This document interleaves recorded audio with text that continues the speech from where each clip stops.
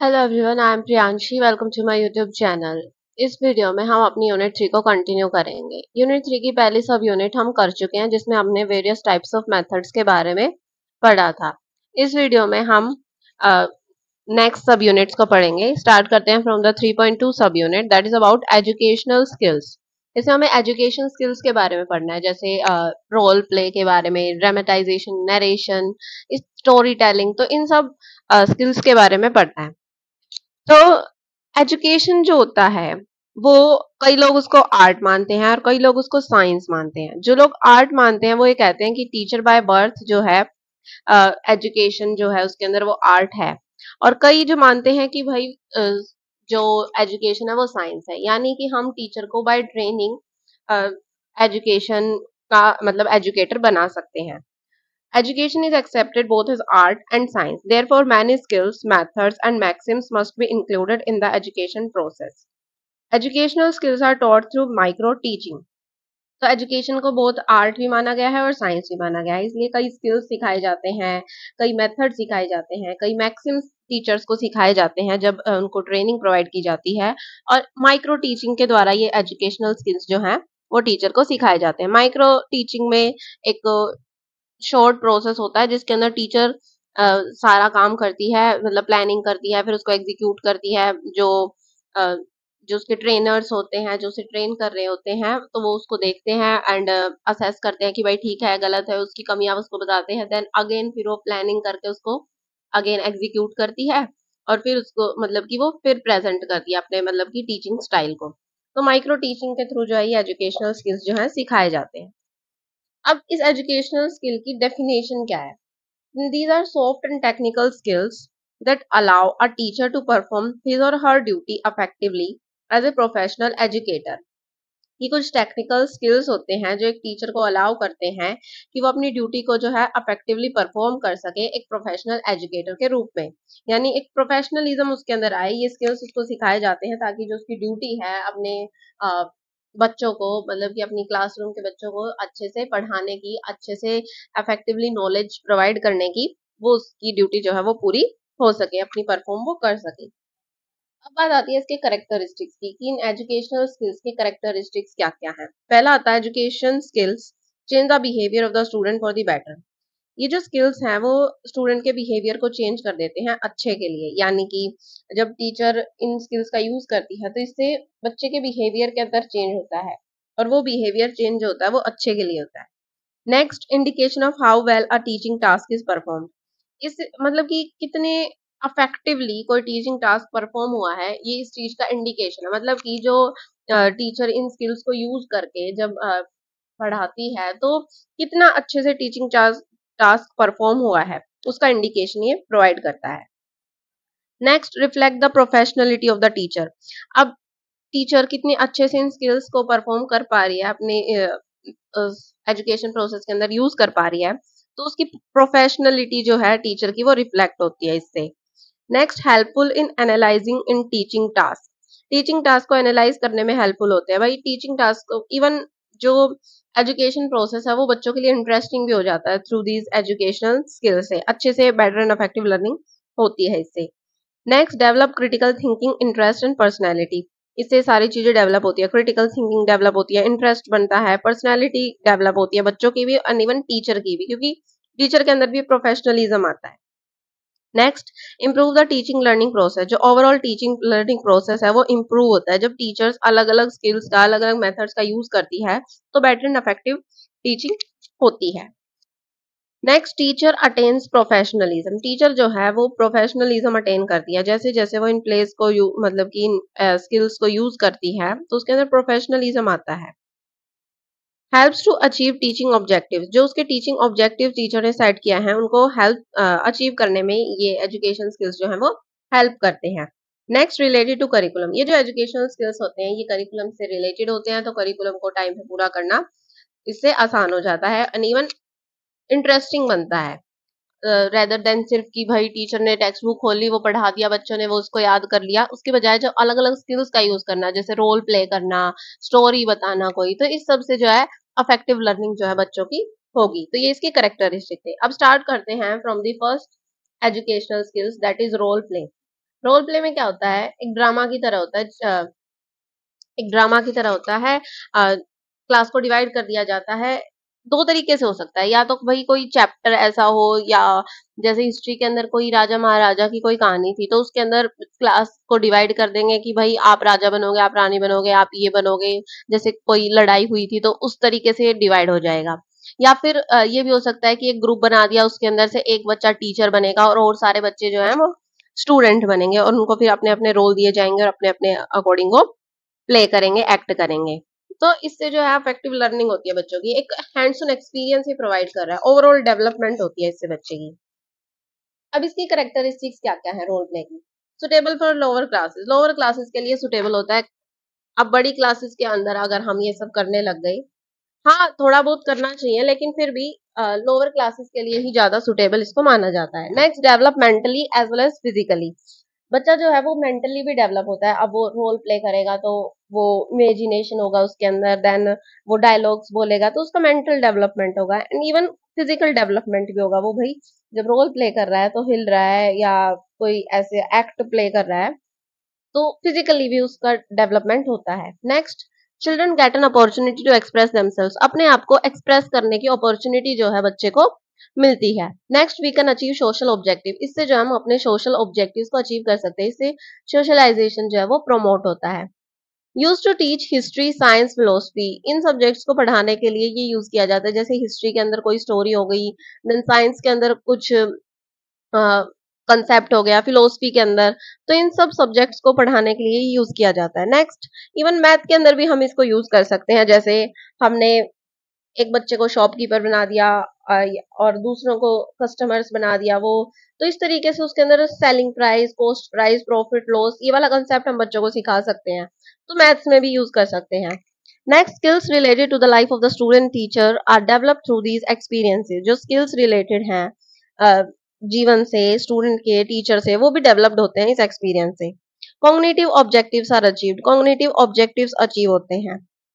Next, improve teacher behaviour. Teacher का behaviour improve होता है। टीचर के अंदर प्रोफेशनलिज्म आता है। ये थी इसकी characteristics. Now what are its steps. इसके स्टेप्स क्या क्या हैं। पहला, draw outline of the programme. पहले भाई प्रोग्राम की पूरी आउटलाइन बनाएंगे, कैसे क्या होगा। देन स्टूडेंट्स को उनके रोल और करेक्टर के बारे में बनाएंगे। फिर हम सिलेक्ट करेंगे लेसन को कि भाई इस लेसन के अकॉर्डिंग या इस ये मैं सिखाना चाहती हूँ। देन बच्चे जो हैं वो करेंगे, रोल करेंगे। Then observation of the behaviour, बच्चों के ऑब्जर्वेशन होगा बिहेवियर का। Then practice teaching, actual role play होगा। देन रिव्यू होगा कि भाई किसने कैसी एक्टिंग की, किसकी ठीक थी, किसकी गलत थी, इस तरीके से रिव्यू होगा। Then discussion for solving problems और सजेशन फॉर रिफॉर्म्स। और जब भाई रिव्यू किया गया है उसमें क्या कमी थी, उसको प्रॉब्लम्स या कोई कठिनाई जो आई थी उसको सोल्व करने की कोशिश की जाएगी। तो ये इसके स्टेप्स होते हैं। Now its limitations. भाई इसकी कमियां क्या क्या हैं। Unable to develop specific learning skills. तो स्पेसिफिक लर्निंग स्किल्स जो है हम कई बार नहीं सिखा पाते हैं, तो फॉर्मल मेथड है ये। नेक्स्ट, आर्टिफिशियल रोल प्ले है। भाई रोल प्ले तो आर्टिफिशियल ही होगा, इमेजनरी बैकग्राउंड होगा तो रियल नहीं लगता है कई बार। Next, suitable for lower classes. Higher classes के लिए ये सुटेबल नहीं हो सकता, लोअर क्लासेस के लिए ही ठीक होता है। अब नेक्स्ट हमारा ये था हमारा रोल प्ले। अब नेक्स्ट हमारा एजुकेशन स्किल आता है ड्रामेटाइजेशन। ड्रामेटाइजेशन क्या है? A method in teaching and learning that involves non verbal communication, creates informal and flexible environment and support experimentations. It is the activity out of something, story, real life event, situation, feeling और idea। मतलब कि इसके अंदर एक teaching learning का process है जिसके अंदर नॉन वर्बल कम्युनिकेशन होता है, एक इनफॉर्मल और फ्लेक्सिबल एनवायरनमेंट होता है दैट सपोर्ट करता है एक्सपेरिमेंटेशन। इसके अंदर जैसे कोई ड्रामा होता है ना, प्ले जैसे स्टेज के ऊपर कोई ड्रामा होता है, नॉन वर्बल कम्युनिकेशन के थ्रू जो कुछ प्रेजेंट करना, कुछ ड्रामेटाइज करना, उसको बोलते हैं ड्रामेटाइजेशन। इसके अंदर जैसे कोई किसी की एक्टिंग करना, जैसे कोई स्टोरी हो गई, कोई रियल लाइफ इवेंट हो गया, कोई सिचुएशन हो गई, कोई फीलिंग हो गई, कोई आइडिया हो गया, तो उसका ड्रामेटाइज किया जाता है, उसको दिखाया जाता है। अलग अलग फॉर्म्स में इसको हम कर सकते हैं। प्ले के फॉर्म में, जैसे अभी पहले हमने पढ़ा प्ले के बारे में, पपेट्स, जो पपेट्स होते हैं उनके थ्रू। Then theatre, parades, dance, skills, role plays, इस तरीके से अलग अलग तरीके से इसको हम प्रेजेंट कर सकते हैं, इसके फॉर्म्स हैं। इसके कुछ मेन एलिमेंट्स होते हैं, ड्रामेटाइजेशन के कुछ मेन एलिमेंट्स होते हैं। पहला होता है स्टोरी, स्टोरी जिसके ऊपर पूरी चीज बेस्ड होगी, पूरा ड्रामा बेस्ड होगा। सेकंड उसके कैरेक्टर्स, भाई कौन कौन किस तरीके का किरदार निभा रहा है। Then dialogues and monologues, dialogue जो आपस में बोले जाते हैं, मोनोलॉग जब बंदा इंडिविजुअल अपने आप से बातें कर रहा होता है उसको मोनोलॉग बोलते हैं। नेक्स्ट लैंग्वेज, लैंग्वेज कैसी होगी, लैंग्वेज कैसी होगी। Then clear and flexible language जो है होनी चाहिए, लोकल लैंग्वेज या मदर टंग से रिलेटेड लैंग्वेज को हमने यूज करना चाहिए। नेक्स्ट सेटिंग एंड एनवायरनमेंट कैसा होगा, वो स्टोरी के अकॉर्डिंग सेटिंग और एनवायरनमेंट किया जाएगा। देन ऑब्जेक्टिव, ऑब्जेक्टिव क्या है। देन रिजोल्यूशन एंड एक्टिंग, ये सारी चीजें जो है इसके कुछ मेन एलिमेंट्स होते हैं। अब इस ड्रामेटाइजेशन के एडवांटेजेस की बात आती है, क्या क्या एडवांटेजेस हैं इसके। पहला, डेवलप सेल्फ कॉन्फिडेंस, जब बच्चा एक्ट करता है तो बच्चे के अंदर सेल्फ कॉन्फिडेंस डेवलप होता है। नेक्स्ट, डेवलप इमेजिनेशन, जब बच्चा कुछ देख रहा होता है ड्रामा को उसको, तो उसके अंदर इमेजिनेशन डेवलप होता है, वो इमेजिनेशन करने की पावर जो है उसके अंदर, जो एबिलिटी है वो डेवलप होती है। नेक्स्ट, इंक्रीज कोऑपरेशन, जब चिल्ड्रन एक दूसरे से मिलके ड्रामा प्ले कर रहे हैं तो उनके अंदर कोऑपरेशन जो है वो बढ़ता है। प्रमोट्स इंटीग्रिटी, इंटीग्रिटी बढ़ती है। नेक्स्ट, एंटरटेनिंग है, इंटरेस्टिंग है, जो ड्रामेटाइजेशन है वो इंटरेस्टिंग लगता है बच्चों को, बोरिंग नहीं लगता। नेक्स्ट, प्रमोट्स होलिस्टिक डेवलपमेंट, पूरी ऑलराउंड डेवलपमेंट जो है वो बॉडी की इससे होती है। इंक्रीज क्रिएटिविटी, क्रिएटिविटी बढ़ती है बच्चे की।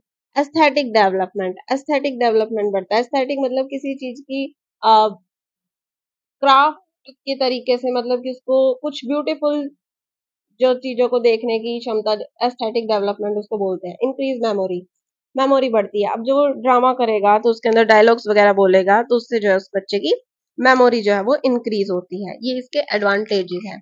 नाउ इट्स लिमिटेशंस, लिमिटेशंस क्या क्या है। एक्सपेंसिव मेथड है, अब अभी सेटिंग करनी है भाई, लैंग्वेज पूरी जैसे ड्रामा के लिए पूरी सेटिंग और एनवायरनमेंट को सेट करना है तो एक्सपेंसिव हो जाता है, इसके लिए रिसोर्सेज भी चाहिए एंड इवन टाइम भी ज्यादा चाहिए। Next, lack of discipline, discipline की कमी होती है इस मेथड के अंदर। Less suitable for lower classes, ये मेथड लोअर क्लासेस के लिए सुटेबल नहीं है क्योंकि इसके अंदर डायलॉग्स वगैरह को याद करना पड़ता है। प्ले वे मेथड के अंदर हम फ्री होते हैं कुछ भी बोलने के लिए, लेकिन इसके अंदर डायलॉग्स, मोनोलॉग्स, पूरा मतलब कि सब कुछ सेट होता है। Next, not suitable for completing curriculum, अगर हम इस तरीके से, क्योंकि इसके अंदर बहुत ज्यादा टाइम कंज्यूमिंग मेथड है, तो इस तरीके से अगर हम अपने करिकुलम को कंप्लीट करना चाहेंगे तो सुटेबल नहीं हो पाएगा ये। Demands more time and labour, time भी ज्यादा चाहिए और लेबर भी ज्यादा चाहिए, यानी कि ज्यादा टाइम लगता है और एक्टिविटी भी बहुत ज्यादा होती है इसके अंदर। एंड हर कंसेप्ट जो है इस मेथड से या इस स्किल से हम नहीं पढ़ा सकते हैं बच्चों को, ये इसकी लिमिटेशंस थी। अब हमारा नेक्स्ट स्किल आता है story telling skill. In India we can find many folk stories and other stories written by renowned personalities. India के अंदर हम बहुत सारी फोल्क स्टोरीज को या हमें मिल जाएंगी या कोई अदर स्टोरीज जो फेमस फेमस पर्सनालिटीज के द्वारा लिखी गई है। A teacher can use the story to teach students, a teacher जो है इन स्टोरीज का यूज करके अपने बच्चों को पढ़ा सकती है। It is very effective method for language teaching eight primary level, बहुत मतलब कि हमने जो लैंग्वेज टीचिंग की है, जो लैंग्वेज हमारी, जैसे हमने हिंदी इंग्लिश पढ़ी थी तो उसके अंदर बहुत सारी स्टोरीज थी उसकी बुक के अंदर, तो वेरी इफेक्टिव मेथड है for the language teaching at the primary level. Story telling में क्या होता है, टीचर कोई कंसेप्ट अगर बच्चों को समझाना चाहती है तो उसको स्टोरी के माध्यम से जो है वो समझाती है किसी स्टोरी के through.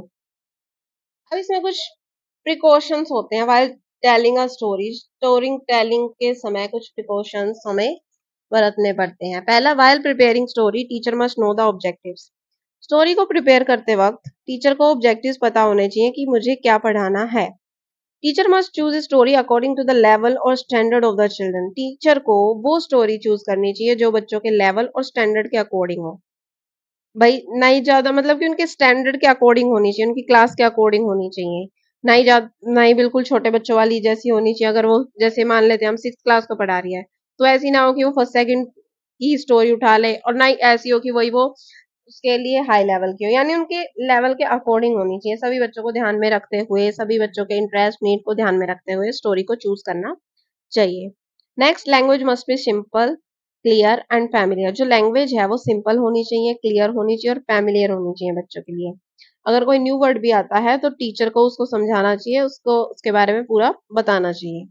Story telling of skills of teacher must be effective. जो स्टोरी टेलिंग स्किल्स होते हैं टीचर के इफेक्टिव होने चाहिए, क्योंकि स्टोरी टेलिंग करते वक्त बच्चों के अंदर एक इंटरेस्ट डेवलप होना चाहिए। जैसे अगर मतलब कि जैसे जैसे इमोशंस स्टोरी के अंदर बताए गए हैं वैसे ही टीचर को भी बिहेव करना चाहिए, टीचर को भी इस तरीके से चेंज होना चाहिए।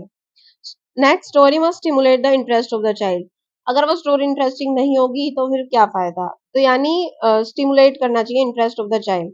Story should be according to the context, और स्टोरी जो है वो कॉन्टेक्स्ट के अकॉर्डिंग होनी चाहिए, भटकनी नहीं चाहिए कि चाहते कुछ और थे पढ़ाना और स्टोरी में कुछ और ही चल रहा है। तो कॉन्टेक्स्ट के अकॉर्डिंग होनी चाहिए।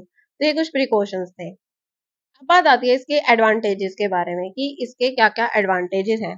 पहला आता है डेवलप क्यूरियोसिटी। क्यूरियोसिटी डेवलप होती है, बच्चा भाई ये सोचता है अब क्या होगा स्टोरी के अंदर, क्रिएटिव थिंकिंग डेवलप होती है बच्चे के अंदर। Second, provide knowledge along with entertainment. Entertainment भी हो रहा है बच्चे का और नॉलेज भी मिल रही है, ये इसका एक एडवांटेज हो गया। Next, affective method of language teaching. बहुत अफेक्टिव मेथड होता है लैंग्वेज टीचिंग का, क्योंकि अलग अलग वर्ड्स यूज होते हैं, पूरे इमोशंस के साथ उन वर्ड्स को यूज किया जाता है, तो लैंग्वेज टीचिंग के लिए इफेक्टिव मेथड है ये।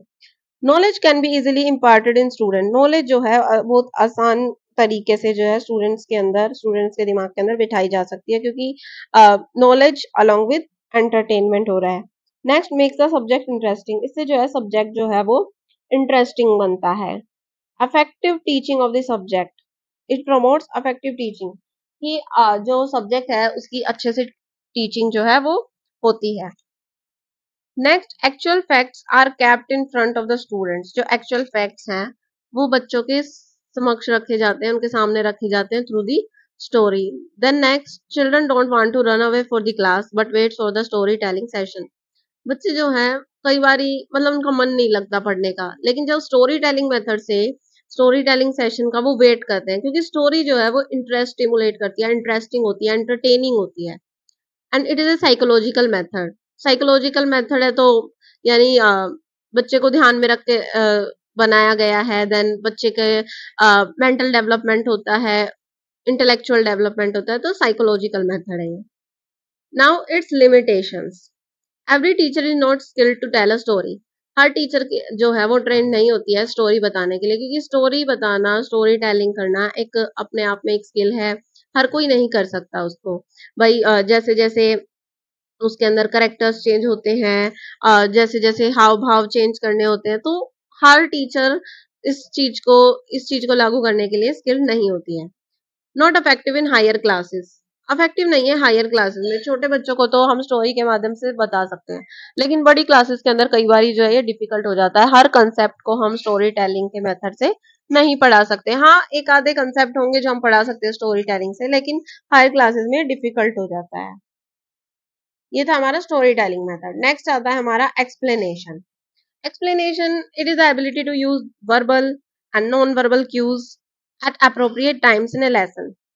कि हमारी एबिलिटी है यूज करने की verbal and non verbal cues को at appropriate times in a lesson. जैसे टीचर कोई लेसन पढ़ा रही है तो उसके अंदर वर्बल क्यूज का यूज करना, नॉन वर्बल क्यूज का, जैसे भाई कोई हाथ का एक्सप्रेशन हो गया, कुछ और हो गया, तो उसका यूज करना एक्सप्लेन करने के लिए किसी चीज को, किसी कंसेप्ट को, किसी लेसन को। It is concern with explaining, explain करना, नरेट करना, गिविंग अप्रोप्रिएट इलस्ट्रेशंस, एग्जांपल्स, अलग अलग इलस्ट्रेशन देना, एग्जांपल्स देना, and plan repetition where necessary, and even repetition भी, जैसे कुछ पढ़ाया उसका रिपीटिशन करवाया, तो इस तरीके से एक्सप्लेनेशन होता है। How a teacher makes a complex topic similar so that student can grab that topic without any trouble. ये एक ऐसा स्किल है जिसके अंदर टीचर जो है कॉम्प्लेक्स टॉपिक को सिमिलर बना देती है, बच्चों के लिए इजी बना देती है, ताकि बच्चे जो है उसको आसानी से समझ सके। अब इसके कुछ, there are 3 types of explanation statement, that is descriptive, semantic and causal. Descriptive में उसको डिस्क्राइब किया जाता है, सिमेंटिक में मीनिंग से रिलेटेड होता है, एंड कॉजल इसका नाम ही बता रहा है कि इसमें कॉज बताया जाता है। Now it's elements, fluency in language, कि जब टीचर जब यूज कर रही है, पढ़ा रही है, एक्सप्लेन कर रही है, तो पूरी फ्लुएंसी होनी चाहिए लैंग्वेज के अंदर, कि अटकना नहीं चाहिए टीचर को बीच में। Next affective communication, affective communication होना चाहिए। जैसे अगर टीचर किसी बच्चे से कुछ पूछ रही है या बच्चे कुछ बताना चाह रहे हैं तो उनके बीच में जो है अफेक्टिव कम्युनिकेशन होना चाहिए। Next lack of grammatical error, grammatical error जो है वो नहीं होनी चाहिए। नेक्स्ट टीच इन ऑर्डर, एक ऑर्डर के अंदर जो है टीचर को पढ़ाना चाहिए। Do not use irrelevant words और सेंटेंसेस, कुछ इररिलेवेंट वर्ड्स और सेंटेंसेस को टीचर को यूज करने से बचना चाहिए। ये इसके एलिमेंट्स है। Now its advantages, use in all classes, हर क्लास में यूज हो जाता है। इजी एंड इफेक्टिव, कोई भी इसको आसानी से यूज कर सकता है। Use to teach every concept, और हर कंसेप्ट को इस मेथड से हम पढ़ा सकते हैं। Next is limitation, tedious, boring हो जाता है, कई बारी इतने बड़े बड़े लेक्चर हो जाते हैं, बच्चों के लिए बोरिंग हो जाता है। नेक्स्ट नो क्यूरियोसिटी, बच्चों के अंदर इससे क्यूरियोसिटी वगैरह कुछ डेवलप नहीं होती। नेक्स्ट हिंडर क्रिटिकल थिंकिंग, अब बच्चों का इसमें तो कुछ ज्यादा रोल है ही नहीं, उनकी क्रिटिकल थिंकिंग इससे डेवलप ही नहीं होती। पैसिव लर्निंग होती है इसके अंदर, जब टीचर सब कुछ पढ़ा रहा होता है बच्चे चुपचाप बैठ के उसको सुन रहे होते हैं, तो सिर्फ एक ये कह सकते हैं हम कि सुनने वाले स्किल्स जो लिसनिंग स्किल्स है वो अच्छे से डेवलप हो जाते हैं। अदरवाइज ये पैसिव लर्निंग है, एक्टिव लर्निंग इसमें बच्चे की नहीं होती है, कोई हैंड्स ऑन एक्सपीरियंस बच्चे को नहीं मिलता है। तो its limitations are these. Now next narration, teacher exposes student to content and the student then tell back or narrate that content to the class or one another। इसमें क्या होता है, टीचर ने बच्चों को कंटेंट के बारे में बताया समझाया, देन स्टूडेंट वापस से टीचर को या पूरी क्लास को या एक दूसरे को उस चीज को वापस से नरेट करते हैं, उसको बोलते हैं नरेशन। अब इसके एडवांटेजेस क्या क्या है, simple and elegant teaching tool है, ये बहुत सिंपल है और अच्छा भी है। Next active engagement of the student, students का जो है वो एक्टिव एंगेजमेंट इसमें होता है। Develop critical thinking, critical thinking develop होती है क्योंकि इसमें बच्चे को जो है वो नरेट करना है वापस से। एनहेंस लैंग्वेज डेवलपमेंट, इससे लैंग्वेज डेवलपमेंट जो है वो अच्छे से हो सकती है, तो हियरिंग इम्पेयर्ड वाले बच्चों के लिए बहुत अच्छा होता है। इवन ऑडिटरी लर्नर्स जो हैं उनके लिए भी ये इफेक्टिव मेथड है। नाउ इट्स लिमिटेशंस, लिमिटेशंस क्या क्या है इसकी, not suitable for those with intellectual disability और लैंग्वेज इश्यूज, उनके लिए सुटेबल नहीं है जो इंटेलेक्चुअली डिसेबल हैं या फिर जिनके पास जो मतलब बोलने में कठिनाई होती है, तो उनके लिए सुटेबल नहीं हो सकता ये method. Next non directive approach may be overwhelming for some clients, जैसे इसके अंदर टीचर सिर्फ स्टूडेंट्स को एक्सपोज कर देती है कंटेंट के थ्रू, तो ये नॉन डायरेक्टिव अप्रोच है, तो कई कई बच्चों को समझ में ना आए या मतलब कि उनको अच्छे से इफेक्टिव वो ना हो पाए उनकी learning. Next lack of pre defined methodology, इसके अंदर कोई प्री डिफाइंड मेथोडोलॉजी नहीं होती है, जिसकी वजह से थोड़ा सा डिफिकल्टी हो जाता है बच्चों और टीचर के लिए।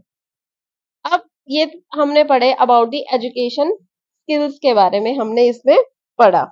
अब नेक्स्ट हमारी सब यूनिट आती है 3.3, that is importance of community resources and current affairs in EVS and social science, कि कम्युनिटी रिसोर्सेज की क्या इंपॉर्टेंस है, करंट अफेयर्स की क्या इंपॉर्टेंस है ईवीएस और सोशल साइंस के अंदर। तो कम्युनिटी रिसोर्सेज क्या होते हैं, जो रिसोर्सेज अवेलेबल हमारी कम्युनिटी के अंदर उनको बोलते हैं कम्युनिटी रिसोर्सेज। कम्युनिटी रिसोर्सेज के अंदर कोई जगह भी आ सकती है, जैसे कोई हिस्टोरिकल प्लेस, कोई म्यूजियम हो गया, या कोई हिस्टोरिकल प्लेस जैसे कोई किला वगैरह हो गया, फोर्ट वगैरह, तो वो सारे कम्युनिटी रिसोर्सेज में आते हैं। अब इसकी इंपॉर्टेंस क्या क्या है, इट प्रोवाइड्स न्यू एक्सपीरियंस, जब टीचर जो है उन्हें कम्युनिटी रिसोर्सेज के थ्रू पढ़ाती है तो एक न्यू एक्सपीरियंस बच्चों को मिलता है, न्यू नॉलेज जो है वो बच्चों को मिलती है। इजीली अवेलेबल, अब कम्युनिटी रिसोर्सेज नाम है यानी लोकली अवेलेबल है, तो इजीली अवेलेबल जो है ये मतलब कि आसानी से मिल जाते हैं। नेक्स्ट प्रोवाइड न्यू इन्फॉर्मेशन, नई इन्फॉर्मेशन जो है वो बच्चों को पता लगती है। नेक्स्ट प्रमोट डेमोक्रेटिक प्रिंसिपल, इससे जो डेमोक्रेटिक प्रिंसिपल्स हैं, इक्वालिटी, फ्रीडम, फ्रेटर्निटी, इंटीग्रिटी, इस तरीके के जो प्रिंसिपल्स हैं वो इससे डेवलप होते हैं। अब कम्युनिटी एक दूसरे को मतलब कोऑपरेशन बताती है, जैसे वो रिसोर्सेज का यूज कर रहे हैं, तो इससे डेमोक्रेटिक प्रिंसिपल जो है वो प्रमोट होते हैं। Next build good ideals, good ideals develop होते हैं बच्चे के अंदर भी, उसकी पर्सनैलिटी अच्छे से उभर कर आती है इन कम्युनिटी रिसोर्सेज को यूज करने से। Then better use of leisure time, अब लीजर टाइम का जो खाली समय है उसका अच्छे से इफेक्टिवली यूज हो जाता है, रेदर देन वेस्टिंग ऐसे ही उसको वेस्ट करने से अच्छा है कि उस लीजर टाइम को हम यूज करें कम्युनिटी रिसोर्सेज को यूज करके, उनसे कुछ समझ के उनके इंफॉर्मेशन लेके अपनी कम्युनिटी, जैसे अगर आप फ्री हो या टीचर के पास एक्स्ट्रा टाइम है तो वो ऐसे ही वेस्ट करके उस टाइम को बच्चों को फील्ड ट्रिप पे ले जाए, उस आसपास की कम्युनिटी के रिसोर्सेज, जैसे कि भाई कोई हिस्टोरिकल प्लेस है अगर आसपास, जैसे कोई टेम्पल है, इवन रिलीजियस प्लेस भी हो सकती है, कोई कल्चरल प्लेस हो सकती है, तो वहां पे लेकर जा सकती है और उनकी टीचिंग जो है उनको प्रोवाइड कर सकती है। Next, behavioural knowledge of community, इससे जो है बिहेवियरल नॉलेज मिलती है हमें कम्युनिटी की। Next, experience and stable knowledge, जो कम्युनिटी रिसोर्सेज के थ्रू हमें एक्सपीरियंसेस मिलता है, तो एक्सपीरियंस और स्टेबल नॉलेज जो है ये बच्चे को प्रोवाइड करते हैं। ये बात थी कम्युनिटी रिसोर्सेज की। अब बात आती है current affairs. Current affairs, events of political and social interest and importance happening in present time, वो इवेंट्स जो पॉलिटिकल और सोशल इंपोर्टेंस के होते हैं, जो आज के समय में हो रहे हैं, उनको हम करंट अफेयर्स बोलते हैं। भाई रेडियो वगैरह से, न्यूज़पेपर से, मीडिया से हम करंट अफेयर्स को कहीं से भी मतलब ले सकते हैं, जो आज के टाइम पे, आज के प्रेजेंट टाइम पे क्या हो रहा है हमारे अराउंड, उसको बोलते हैं करंट अफेयर्स। अब इसकी क्या इंपॉर्टेंस है? Provide current knowledge. अब करंट अफेयर्स है तो करंट नॉलेज हमें प्रोवाइड करते हैं। अब जो बुक्स हैं वो 3-4 साल पहले की अगर पब्लिश हुई हैं, 3-4 साल पहले छपी हैं, तो करंट नॉलेज उनके अंदर नहीं होती है। लेकिन करंट अफेयर्स के यूज से भाई अगर टीचर न्यूज़पेपर, रेडियो वगैरह का इंक्लूड कर रही है तो करंट नॉलेज बच्चे को मिलती है। Next, dynamic. डायनामिक सब्जेक्ट है हमारा, जैसे ईवीएस है, सोशल साइंस है, वो दोनों डायनामिक सब्जेक्ट है, यानी समय के साथ चेंज होते रहते हैं। तो करंट अफेयर्स हमें उन चेंजेस के बारे में बताता है कि क्या चेंज हो रहे हैं हमारे around. Next, to connect with everyday life, current affairs बहुत इंपॉर्टेंट है क्योंकि ये जो हमारे एवरीडे लाइफ से हमारे सब्जेक्ट को कनेक्ट करती हैं।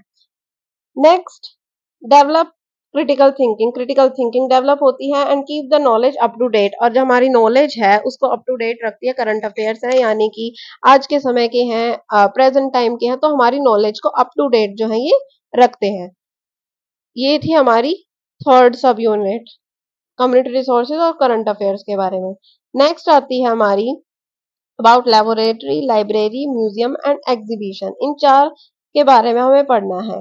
स्टार्ट करते हैं फ्रॉम द म्यूजियम। म्यूजियम क्या होता है? A building where collection of valuable and interesting sub objects are kept and shown to the public. एक ऐसी बिल्डिंग होती है जहाँ पे पूरा कलेक्शन होता है वैल्यूएबल, बहुत कीमती और इंटरेस्टिंग चीजों का, जो रखी जाती है वहां पे और पब्लिक को दिखाई जाती हैं। भाई कोई हिस्टोरिकल चीज हो गई, जैसे कोई खुदाई करते वक्त कोई चीज मिली, जैसे कोई ब्रास का वेसल मिल गया, कुछ और मिल गया, कोई ऑर्नामेंट मिल गया तो उसको रख दिया वहां, या फिर कोई लिटरेरी सोर्स अगर कोई मिल गया तो उसको रख दिया वहां। तो म्यूजियम में ये सारी चीजें होती हैं, कुछ इंटरेस्टिंग एंड वैल्यूएबल चीजें जो है वहां रखी जाती हैं। तो इसकी इंपॉर्टेंस क्या है? सोर्सेज मिलते हैं हमें। अब म्यूजियम में हम जाएंगे तो हम, अभी मैंने एग्जांपल दिया कि भाई जैसे हिस्ट्री के अंदर हम सोर्सेज की बात करते हैं, सोर्स मेथड का यूज करते हैं कि अलग अलग sources, literary sources, archaeological sources, तो वो सोर्सेज हमें म्यूजियम से मिलते हैं। तो सोर्स मेथड को इफेक्टिव बनाता है ये। नेक्स्ट, प्रैक्टिकल नॉलेज, बच्चे को प्रैक्टिकल नॉलेज मिलती है। कंक्रीट ऑब्जेक्ट्स, ये जो ऑब्जेक्ट्स रखे गए हैं म्यूजियम के अंदर वो कंक्रीट हैं, यानी कंक्रीट टू एब्स्ट्रैक्ट वाला कंसेप्ट या मैक्सिमम यहाँ लगा सकते हैं। कंक्रीट ऑब्जेक्ट्स बच्चों को दिखा के देन एब्स्ट्रैक्ट नॉलेज उनके अंदर हम बिल्ड कर सकते हैं। Next, experience and stable knowledge, इससे जो है बच्चे को एक्सपीरियंस और स्टेबल नॉलेज जो है वो मिलती है। नेक्स्ट, होलिस्टिक डेवलपमेंट, पूरा ओवरऑल डेवलपमेंट पर्सनैलिटी का होता है इस मेथड से। फील्ड ट्रिप मेथड को भी इफेक्टिव बनाता है। टीचर फील्ड ट्रिप पे म्यूजियम को में लेकर जा सकती है बच्चों को, और वहां पे लर्निंग उनको, मतलब कि टीचिंग लर्निंग प्रोसेस वो कर सकती है वहां पे। Next, promote better and effective learning, इससे वही बेटर एंड इफेक्टिव लर्निंग होगी। भाई उसको समक्ष देखने को मिल रही हैं सारी चीजें, कंक्रीट ऑब्जेक्ट्स हैं, उसका होलिस्टिक डेवलपमेंट हो रहा है अच्छे से, बेटर एंड इफेक्टिव लर्निंग तो ऑब्वियसली होगी ही। तो ये थी म्यूजियम की बात। अब नेक्स्ट बात आती है लेबोरेटरी के बारे में। अब लेबोरेटरी क्या होती है? अ room of building that is used for teaching, scientific research, testing और एक्सपेरिमेंट्स। एक रूम होता है, बिल्डिंग होती है जहाँ पे जो है मतलब कि साइंटिफिक रिसर्च वगैरह की जाती है, टेस्टिंग की जाते हैं, एक्सपेरिमेंट्स वगैरह किए जाते हैं, उसको लेबोरेटरी बोलते हैं। लैब्स वगैरह जो हमारे स्कूल्स में भी होती हैं। इसकी इंपॉर्टेंस क्या है? Satisfy the curiosity of the children, इससे बच्चे की क्यूरियोसिटी डेवलप जो है वो सेटिस्फाई होती है। जैसे टीचर कोई एक्सपेरिमेंट करके दिखाती है, किसी जैसे कोई कंसेप्ट पढ़ाया उन्होंने साइंस में, एसएसटी में, तो उस अगर बच्चे को कोई और क्यूरियोसिटी है, वो जानना चाहता है कि ऐसा कैसे हुआ, तो टीचर उसको शो करके दिखाती है। वो मतलब कि डेमोन्स्ट्रेशन मेथड का इसमें एक तरीके से यूज होता है, तो क्यूरियोसिटी जो है बच्चे की वो सेटिस्फाई होती है। Next, develop creativity. Creativity develop होती है। टीचर जो है वो बच्चों को अलाउ करती है कि वो अपने अकॉर्डिंग इसको जो है यूज करे, अ, अपना करके देखे खुद, तो क्रिएटिविटी डेवलप होती है। Next, based on learning by doing. Learning by doing पे ये चीज बेस्ड है, बच्चे खुद करके सीखते हैं। खुद करके सीखते हैं तो उनका सेल्फ कॉन्फिडेंस डेवलप होता है, यानी बूस्ट सेल्फ कॉन्फिडेंस। और डेवलप डिसिप्लिन, डिसिप्लिन भी होता है, क्योंकि सभी बच्चे जो है पूरे डिसिप्लिन के साथ जो है उसके अंदर काम करते हैं, तो इससे डिसिप्लिन भी डेवलप होता है। Next, provide provides experienced and stable knowledge. Experienced और स्टेबल नॉलेज बच्चों को मिलती है, क्योंकि भाई उन्होंने खुद करके सीखा है, हैंड्स ऑन एक्सपीरियंस प्रोवाइड किए गए हैं। Next, improve coordination between different students. बच्चे इसमें क्या होता है, टीचर कई बार ग्रुप्स में डिवाइड कर देती है और वो आपस में काम करते हैं, तो कोऑर्डिनेशन भी इंप्रूव होता है। सेल्फ लर्निंग होती है, खुद करके बच्चे सीख रहे हैं, तो सेल्फ लर्निंग को ये प्रमोट करता है। Next, develop skills like analyse, synthesise, reason, think, scientific attitude, patience. ये सारे स्किल्स जो हैं इस मेथड से डेवलप होते हैं। Engagement of all the senses. Her sense का जो है इसके अंदर एंगेजमेंट होता है। सारे सेंस ऑर्गन्स, जैसे भाई सुनना भी होता है, देन देखना भी होता है, खुद करना भी होता है, तो सभी सेंसेस का एंगेजमेंट होता है। होलिस्टिक डेवलपमेंट इससे बच्चे का होता है। Next, all material is available at one place, the saves time and labour. अब लेबोरेटरी में क्या होता है, जितना भी सामान हमें चाहिए होता है किसी एक्सपेरिमेंट को करने के लिए, कोई रिसर्च करने के लिए, वो सारा वहीं एक ही प्लेस पे अवेलेबल होता है, तो इससे हमारा टाइम और लेबर जो है वो बच जाता है। ये थी अबाउट लेबोरेटरी। अब नेक्स्ट बात आती है अबाउट द लाइब्रेरी। लाइब्रेरी क्या होता है? लाइब्रेरी जो वर्ड है वो एक लैटिन वर्ड लिबर से बना है, जिसका मतलब होता है बुक्स, यानी एक room or building that contains a collection of books that can be looked at or borrowed but not for sale. एक रूम होता है या कोई बिल्डिंग भी हो सकती है जिसके अंदर बहुत सारी बुक्स होती हैं, अलग अलग टॉपिक्स पे, अलग अलग सब्जेक्ट्स पे, जो कि देखी भी जा सकती हैं, पढ़ी भी जा सकती हैं, और इवन बोरो भी की जा सकती हैं, लेकिन बेची नहीं जाती। लाइब्रेरी के अंदर बुक्स को बेचा नहीं जाता, वहां पे बच्चे खुद पढ़ भी सकते हैं, उनको अपने घर पे लेकर भी जा सकते हैं, यानी बोरो भी कर सकते हैं, तो होती है लाइब्रेरी। अब इसकी इंपॉर्टेंस क्या है? Easy access to all books. सभी बुक्स के लिए जो है इजी एक्सेस होता है, जैसे स्कूल्स के अंदर भी लाइब्रेरी होती है, तो हर बुक के लिए इजी एक्सेस हो जाता है, rather than going to the market, बच्चों को वो अवेलेबल हो जाती है स्कूल्स में ही। Next, opportunity to study rare books. Library के अंदर कई बार ऐसी बुक्स भी अवेलेबल होती हैं जो मार्केट में अवेलेबल नहीं होती हैं या बहुत एक्सपेंसिव होती हैं, तो अपॉर्चुनिटी मिलती है उन बुक्स को भी पढ़ने की। Next, help poor students. अब जो बच्चे गरीब हैं, जो मतलब कि इतना पैसा नहीं खर्च कर सकते और नई नई बुक्स नहीं खरीद सकते, तो उनके लिए बहुत बेनिफिशियल होती है लाइब्रेरी। वो वहां से बोरो कर सकते हैं या वहीं पढ़ सकते हैं, तो वह स्टूडेंट्स को बहुत हेल्प मिलती है। Next, helpful in making good notes. अब बहुत सारे सब्जेक्ट्स की बुक्स रखी होती है वहां पे, अगर बच्चे को नोट्स बनाने हैं तो उसके अंदर भी ये हेल्पफुल होती है। Next, make many books of one subject. एक सब्जेक्ट के ऊपर बहुत सारी बुक्स होती हैं, बहुत सारे कंसेप्ट के लिए अलग अलग बुक्स को जो है बच्चा रेफर कर सकता है। क्वाइट एनवायरनमेंट, बहुत पीसफुल एनवायरनमेंट होता है। अगर कोई बच्चा, भाई जिसको घर पे ऐसा एनवायरनमेंट नहीं मिल रहा है पढ़ने का, तो वो लाइब्रेरी में जाके बैठ के पढ़ सकता है, क्योंकि बहुत शांत वातावरण वहां का होता है पढ़ने के लिए। Access to good books. कुछ अच्छी बुक्स के लिए बच्चों का एक्सेस होता है, पहुंच हो जाती है कि भाई लाइब्रेरी के अंदर अच्छी अच्छी बुक्स टीचर प्रोवाइड करती है, तो access to good books. Next, protects human history. Human history protect होती है। अब लाइब्रेरी के अंदर कुछ ऐसी बुक्स भी होती हैं जो बहुत रेयर हैं, देन बहुत पुरानी हैं, तो उनको भी जो है ये प्रोटेक्ट करती है, तो हमारी ह्यूमन हिस्ट्री जो है इससे प्रोटेक्ट होती है लाइब्रेरी से। ये बात थी about the library and its importance. अब बात आती है लास्ट, एग्जीबिशन। एग्जीबिशन क्या होता है? A collection of object that are shown to public. कोई कलेक्शन होता है ऑब्जेक्ट्स का जो पब्लिक को दिखाया जाता है। An occasion when a particular skill is shown to the public. मतलब ऐसे एग्जीबिशन ही लगा देते, जैसे बच्चे ने अलग अलग मॉडल्स बनाया है, तो स्कूल्स के अंदर या कहीं पे एग्जीबिशंस ऑर्गेनाइज किए जाते हैं, तो एग्जीबिशन बोलते हैं उन्हें, कि भाई बच्चों ने कोई मॉडल बनाया है, कोई स्किल वो दिखाना चाह रहे हैं, यानी एग्जिबिट करते हैं, यानी उसको शो करते हैं पब्लिक को। इसके क्या क्या इंपॉर्टेंस है? इट डेवलप्स सेल्फ कॉन्फिडेंस, इससे बच्चे का सेल्फ कॉन्फिडेंस डेवलप होता है। इंटरेस्टिंग एनवायरनमेंट फॉर लर्निंग, बच्चे को इंटरेस्टिंग एनवायरनमेंट मिलता है लर्निंग के लिए। एक मतलब कि इंटरेस्ट स्टिमुलेट होता है उनके अंदर। Next, develop creativity and curiosity, उनकी क्रिएटिविटी और क्यूरियोसिटी डेवलप होती है। वो एक दूसरे के मॉडल्स को देखते हैं, अपने मॉडल्स को देखते हैं, अपने मॉडल को बनाते हैं वो, तो क्रिएटिविटी और क्यूरियोसिटी डेवलप होती है। नेक्स्ट, एक्सपीरियंस और स्टेबल नॉलेज बच्चों को मिलती है, हैंड्स ऑन एक्सपीरियंस बच्चे को मिलते हैं तो स्टेबल नॉलेज उनको मिलती है। Next, promote the welfare of the Mankind, कुछ जो मॉडल्स वगैरह बच्चों के द्वारा बनाए जाते हैं वो प्रमोट करते हैं वेलफेयर ऑफ द मैनकाइंड, वो बेनिफिट के लिए होते हैं कि वो बेनिफिट प्रोवाइड करते हैं मैनकाइंड को। नेक्स्ट, एक्टिव लर्निंग, एग्जीबिशंस के अंदर क्या होती है, एक्टिव लर्निंग होती है बच्चे की, वो पैसिव लर्नर नहीं होता है वहां पे। Next, develop a feeling of investigation, उसके अंदर एक फीलिंग ऑफ इन्वेस्टिगेशन डेवलप होती है, वो खोज करता है, छानबीन करता है, रिसर्च करता है, तो ये फीलिंग जो है उसके अंदर डेवलप होती हैं। Next, promote science literacy, science literacy उसके अंदर जो है वो बढ़ती है, उसकी साइंस लिटरेसी जो है वो प्रमोट होती है।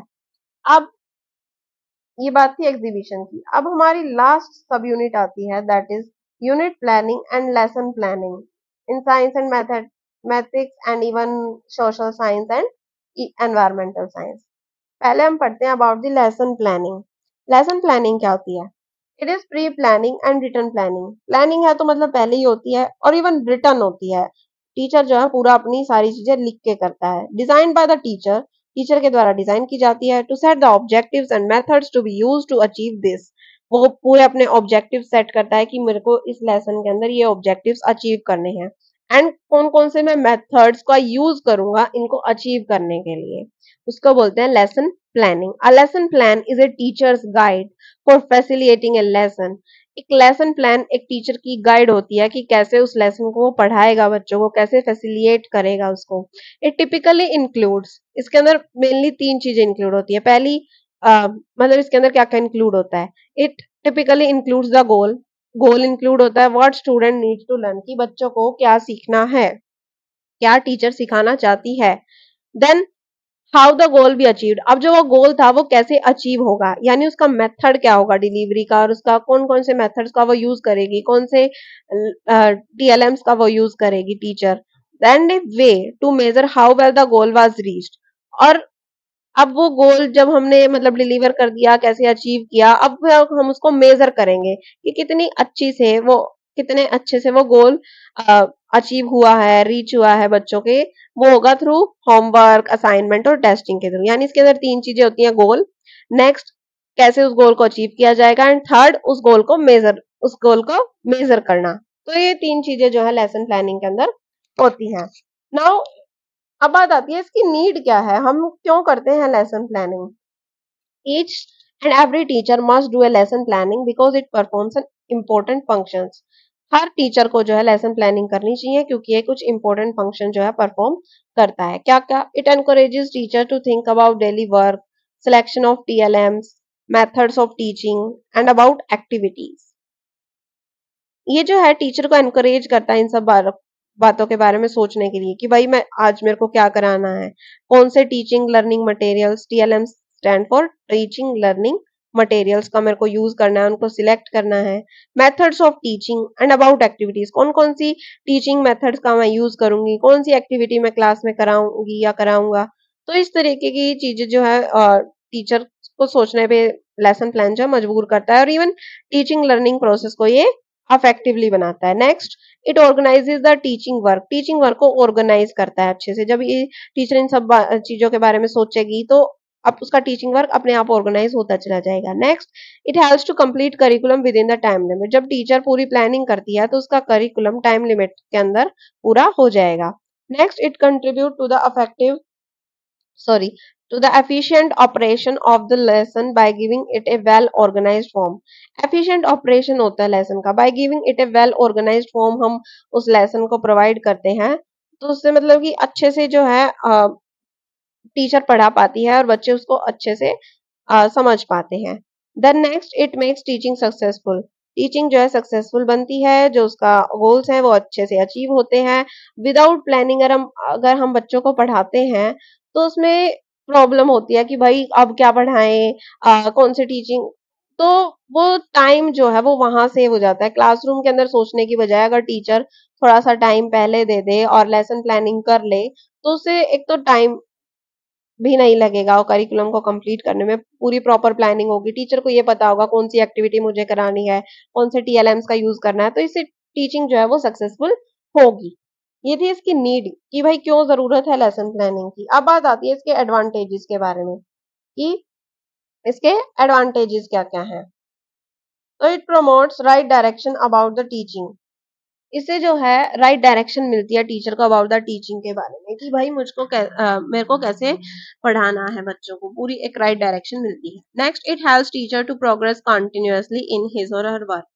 इससे टीचर को मतलब कि वो प्रोग्रेस कर पाता है कंटिन्यूअसली अपने काम के अंदर। आज एक लेसन प्लान पढ़ाया है, देन सेकेंड, देन थर्ड, तो इस तरीके से वो प्रोग्रेस जो है वो अच्छे से हो पाती है। Next, it provide knowledge about children's needs, interest, habits, knowledge and aptitude. Children की अ, ज़रूरतें क्या-क्या हैं, किस चीज़ में उसका इंटरेस्ट है, क्या हैबिट है, प्रीवियस नॉलेज कैसा है, क्या उसका लेवल है, तो इन सब के बारे में टीचर को नॉलेज मिलती है। Next, in encourages teacher to use appropriate question, teaching learning materials and audio visual mode etc. encourage करता है टीचर जो है भाई पहले से ही प्लान करके रख दिया है कौन से क्वेश्चन मैं पूछूंगी, क्या होमवर्क मैं दूंगी, कौन से टीचिंग लर्निंग मटेरियल्स का यूज करूंगी, कौन से कंसेप्ट को कौन से मेथड से मैं पढ़ाऊंगी। तो इससे जो है ये एडवांटेजेस होते हैं। Next, it boost the self confidence of the teacher. Teacher का सेल्फ कॉन्फिडेंस बढ़ता है, उसके अंदर प्रोफेशनलिज्म आता है। Next, it provides an opportunity to effectively use the TLMs and organize activities।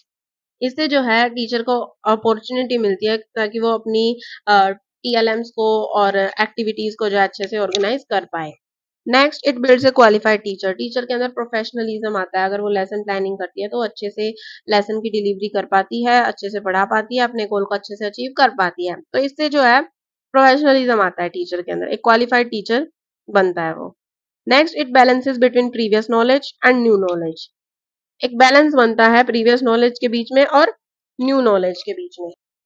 अब एक लेसन प्लान का एग्जांपल देखते हैं कि मतलब कैसे बनाया जाता है। तो ऊपर लिखा जाता है लेसन प्लान नंबर कि भाई कौन से नंबर का है, देन नेम ऑफ इंस्ट्रक्टर, कौन पढ़ाएगा, स्कूल का नाम आता है, किस स्कूल में पढ़ाया जा रहा है, देन क्लास, कौन सी क्लास के बारे मतलब कौन सी क्लास को पढ़ाना है, देन सब्जेक्ट, किस सब्जेक्ट में, एंड देन टॉपिक, और उस सब्जेक्ट के कौन से टॉपिक के बारे में पढ़ाना है। साइड में लिखते हैं हम डेट, किस तारीख को पढ़ाया जाएगा, टाइम लिमिट क्या होगी यानी जो पीरियड कितने टाइम का है, then next number of students, कितने बच्चे हैं उस स्कूल में, एवरेज एज यानी सभी बच्चों की एज कैलकुलेट करके उनकी एवरेज एज निकाली जाती है, देन स्कूल एज लिखा जाता है। स्कूल एज स्कूल वाले बताते हैं कि इस क्लास में इन बच्चों की एज ये है। स्कूल एज में होता है जैसे कि कोई बच्चा कितने साल से इस स्कूल में पढ़ रहा है, उसको बोलते हैं स्कूल एज। नेक्स्ट, हम लिखते हैं अबाउट द प्रीवियस नॉलेज, यानी कि बच्चे को कितना ज्ञान है, जो टॉपिक हम पढ़ाने जा रहे हैं उसके बारे में उसको क्या क्या पता है। एंड प्रीवियस वोकेबलरी, यानी उस जो उसकी प्रीवियस नॉलेज है उसके अकॉर्डिंग उसकी प्रीवियस वोकेबलरी कैसी है, क्या क्या कौन कौन से वर्ड्स के बारे में उनको पता है। Next, specific knowledge. Specific knowledge हमारे ऑब्जेक्टिव्स होते हैं, यानी हमारी न्यू नॉलेज, प्रीवियस नॉलेज के ऊपर जो हमें न्यू नॉलेज बिल्ड करनी है उसके बारे में लिखना जाता है। देन नेक्स्ट, स्पेसिफिक लैंग्वेज, यानी अब जब हम न्यू नॉलेज उनको प्रोवाइड करेंगे तो कौन कौन सी वोकेबलरी, कौन कौन से वर्ड्स जो है वो नए आएंगे जो हमें बच्चों को सिखाने हैं। Next, instructional objectives. Instructional objectives में हम लिखते हैं कि किस प्रकार के क्वेश्चंस हम पूछेंगे बच्चों से ताकि हम ये असेस कर पाए कि कितने अच्छे से हमारा गोल जो है वो अचीव हुआ है या नहीं हुआ है। Next, teaching learning material. इसमें हम लिखते हैं कि भाई किन किन टीएलएम्स का यूज करेंगे हम।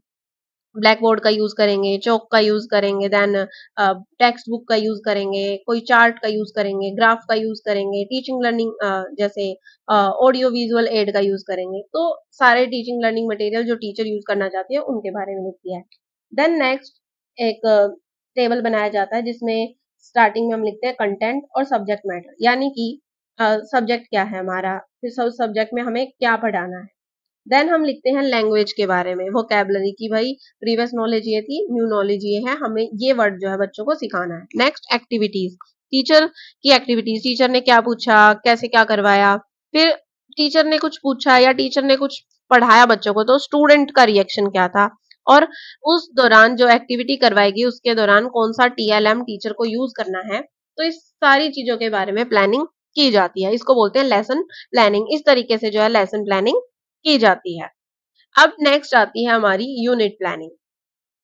यूनिट प्लानिंग क्या होती है? The plan for the instruction of a unit is known as a unit plan, कि हमें अपनी यूनिट को कैसे पढ़ाना है उसको बोलते हैं यूनिट प्लान। एक चैलेंजिंग टास्क है to be perform by teacher as a part of the pedagogic analysis, कि मतलब कि चैलेंजिंग टास्क होता है भाई, सारे यूनिट के बारे में, उसकी सब यूनिट्स को कैसे पढ़ाना है, क्या इंस्ट्रक्शन देना है, तो थोड़ा चैलेंजिंग होता है, लेकिन हर टीचर को ये परफॉर्म करना चाहिए अफेक्टिव टीचिंग प्रोसेस के लिए। अब इसके कुछ टाइप्स होते हैं, एक होता है subject matter units and second is experience unit. Subject matter unit में टॉपिकल यूनिट्स आते हैं, जनरलाइजेशन यूनिट्स आते हैं, unit based on significant aspects of environment और कल्चर, इस तरीके की बातें जो है सब्जेक्ट मैटर यूनिट्स में आती है। सेकंड होती है एक्सपीरियंस यूनिट, जो कि यूनिट बेस्ड होती है, सेंटर ऑफ इंटरेस्ट क्या है भाई बच्चों का, स्टूडेंट का पर्पस क्या है, स्टूडेंट की जरूरतें क्या है, उनकी नीड क्या क्या है, ये इसके टाइप्स होते हैं। अब बात आती है इसके ऑब्जेक्टिव्स के बारे में, कि भाई हम यूनिट प्लानिंग क्यों बनाते हैं।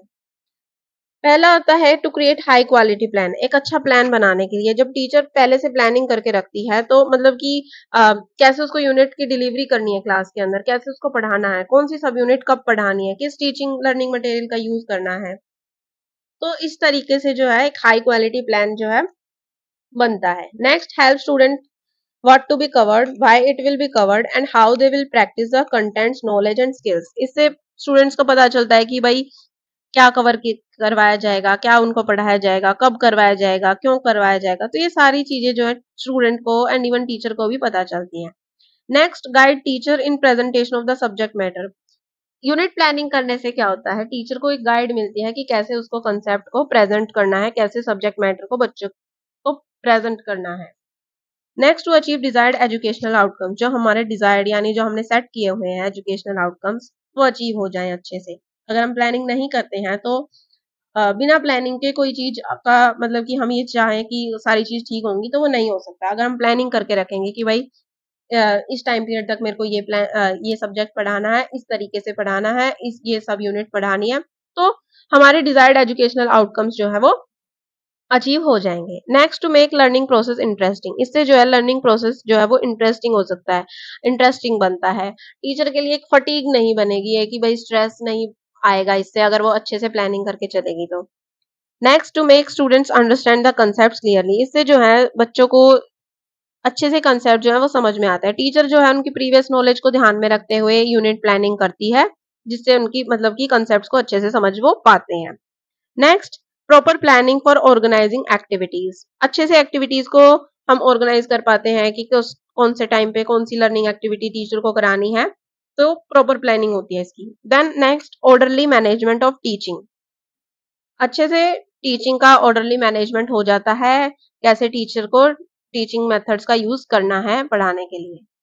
ये थे इसके ऑब्जेक्टिव्स। अब बात आती है इसके फॉर्मेट के बारे में, कि कैसे जो है यूनिट प्लान का फॉर्मेट कैसा होता है। ऊपर वही स्कूल का नाम भी लिखेंगे, देन नीचे लिखेंगे हम सब्जेक्ट, क्लास, कौन सी क्लास में कौन सा सेक्शन है, then name of the unit, कौन सी यूनिट को हम पढ़ाना चाह रहे हैं, then name of sub units. अब यूनिट के अंदर कुछ सब यूनिट्स होती हैं, उनका नाम लिखेंगे। फिर हम एक टेबल बनाएंगे नीचे, जिसमें हम सबसे स्टार्टिंग में लिखेंगे नेम ऑफ द यूनिट, कि हमारी यूनिट क्या है। फिर लिखेंगे हम name of the sub unit, कि हमारी उस यूनिट की सब यूनिट कौन सी है। देन उस सब यूनिट के ऑब्जेक्टिव्स क्या क्या हैं, क्या क्या हम अचीव करना चाहते हैं। देन उसके टीचिंग पॉइंट्स क्या क्या हैं। देन टीचिंग एड्स, यानी कि उस ऑब्जेक्टिव्स को अचीव करने के लिए हम कौन कौन से टीचिंग एड्स का जो है यूज करेंगे। Then modes of teaching learning, इसमें आता है टीचर और स्टूडेंट की एक्टिविटीज, की टीचर क्या एक्टिविटी करेगी, स्टूडेंट को क्या एक्टिविटी करानी है, इसके अंदर वो चीजें आती हैं। नेक्स्ट, ब्लैक बोर्ड वर्क, कि ब्लैक बोर्ड पे क्या काम करवाया जाएगा टीचर के द्वारा। देन नेक्स्ट, इवेल्युएशन, इवेल्युएशन के रूप में उनको क्या प्रोवाइड करवाया जाएगा, कैसे टेस्ट होंगे। Then at the last, homework, फिर होमवर्क क्या दिया जाएगा उस यूनिट का, उसके सब यूनिट का क्या होमवर्क जो है बच्चों को दिया जाएगा। तो ये सारी चीजें जो है यूनिट प्लानिंग के अंदर आती हैं।